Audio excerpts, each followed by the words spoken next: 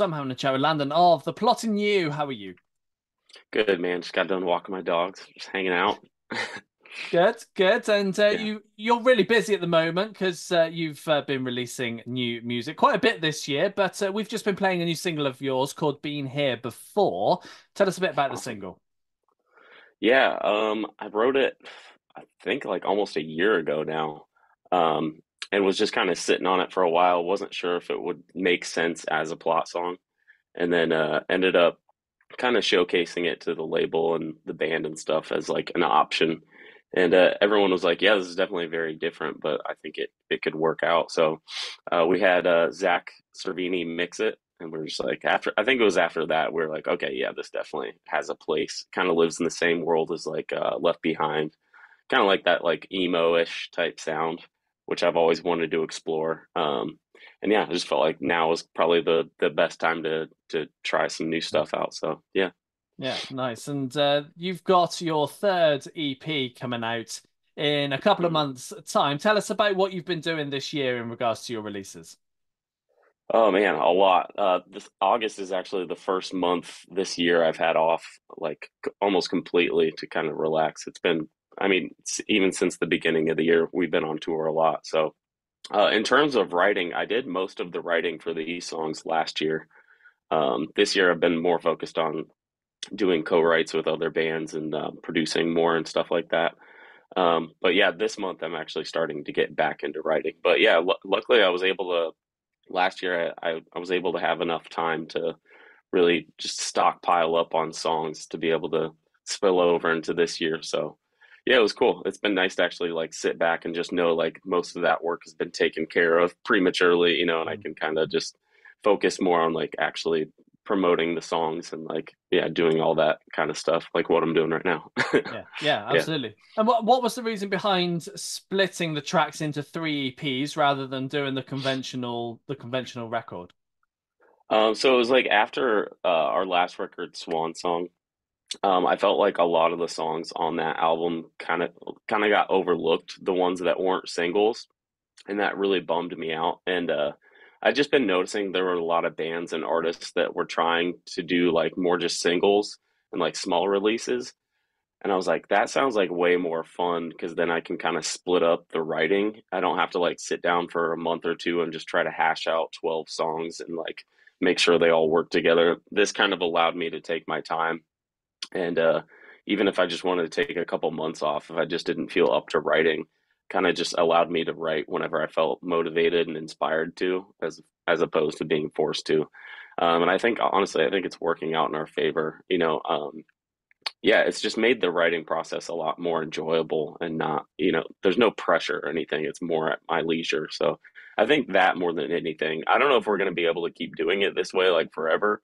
In a perfect world, that's how I would like to do things and how I'd like to operate. But yeah, I guess this is just kind of like a test trial to see how this format works, and so far it's been working out really well. So yeah, it's been really cool, and it gives every song kind of like its own time to shine. You know what I mean? Like nothing really gets overlooked. Every song gets at least some kind of visual or something.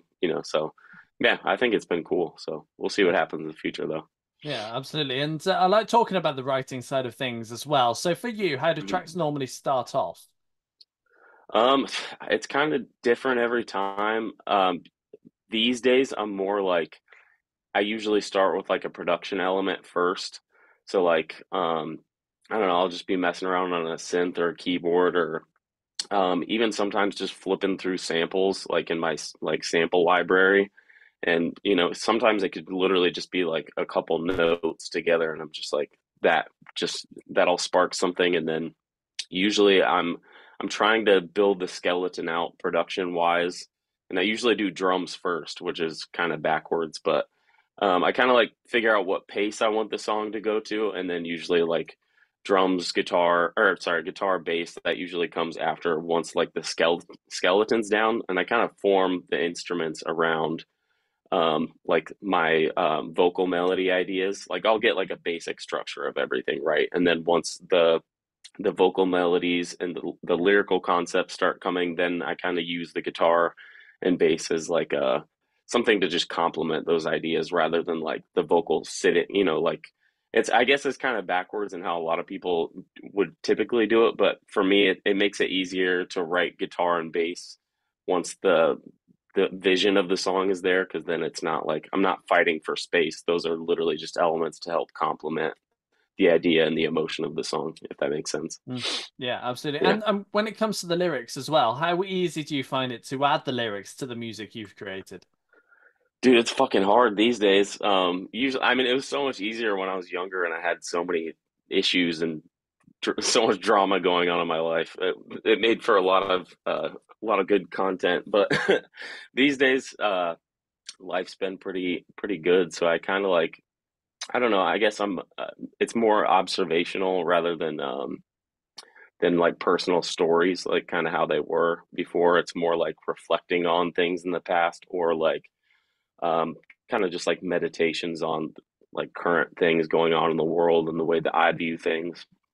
So yeah, it's kind of like it's taken a turn for sure, but it's also a good challenge because like I mean the average person only has so many life stories that they can hash out over lyrics before it gets Mm. tiresome. So I think it's been actually kind of nice and refreshing to take a step back and write about like reflecting on those stories like from a different perspective, or just like giving a an overall observation again like of just like how I view the world and things going on around me and things like that. So yeah, it's difficult. I definitely have to try harder. It doesn't flow out as easily as it used to, because I mean telling life stories is easy. It's already written for you. But writing out your thoughts and the way that you see things, that can be a little bit more challenging, but I enjoy it. So it's Mm. been good. Yeah. Good. And when it comes to writing with others, as you've Mm. mentioned, you must enjoy it, but how does the process work when there's other musicians, other writers in the room? Dude, I think I've grown to enjoy writing with other people more than just doing my own thing, because for me, I kind of get to take a back seat in a sense of like I'm just there as a tool for them. You know what I mean? Like I don't. It's not the me show. If anything, like it has very little to do with me. I'm just kind of like trying to help amplify an idea that's already there, and take like something that's like in its baby phase and like help it mature and like grow into like a song. You know, like something that can be impactful and mean something to the artist. So yeah, it's nice. I don't have to like overthink anything, I guess is what I'm trying to get at. It's like I'm literally just there to help them like portray their message the Mm. best that they can. And it's super rewarding, you know, like it's such a fun process. And even down to like instrumentals and stuff like that. It's fun to be able to like challenge people to step outside of their comfort zone and experiment with different things, you know, because I have my own perspective and how I would do things. So sometimes they have better ideas too, which also kind of like challenges me to think of things differently. Even, you know, sometimes that'll even transcend into my own songs, my own writing, you know, because you kind of get stuck in your own box when you're doing something for so long the way that you do it. So yeah, working with other people can be really inspiring in that sense, you know. Mm. Yeah, just thinking outside of the box and getting outside of your comfort zone and trying new things. It's been awesome. I've really enjoyed, and plus you just make so many new friends that are so like-minded. You know, you're all into kind of the same stuff. So yeah, it's awesome. I love it.